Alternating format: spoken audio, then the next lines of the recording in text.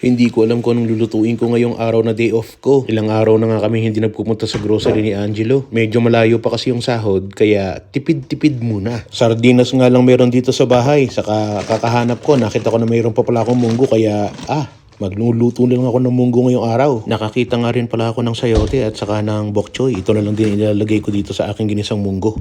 Ayos na. Panalo na yung aking tanghalian para sa araw na to. Ito nga pala yung sikreto ko para sa masarap na munggo. Pero wag niyo sasabihin kahit kanino ha. Imbes na regular na chicharon yung ilalagay nyo dito sa ating munggo, ang nilalagay ko yung durog na chicharon yung nilalagay sa palabok. Sigurado yan ka-Berks. Sobrang sarap ng inyong ginisang munggo. Saka lasang-lasa talaga yung mga chicharon. Saka natin ilagay itong mga bok choy natin. Sayang kung may dahon sana ng malunggay, dahon ng sili o kangkong. Sigurado, panalo. Masarap din na nilalagyan yung ginisang munggo ng talbos ng ampalaya, talbos ng kamote, talbos ng kalabasa o kaya talbos ng sitaw. Ewan ko kung alam niyo yun, pero yun yung mga talbos na nilalagay ko noon nung nandyan pa ako sa Pilipinas. Kapag yun yung mga gulay na nilalagay ko sa akin nilulutong ginisang munggo, talagang ubos ka agad. Tapos may katerno na pritong isda. Talagang isa sa mga paboritong ulam natin mga Pilipino, di ba? Kaya malapit na naman ng Biyernes.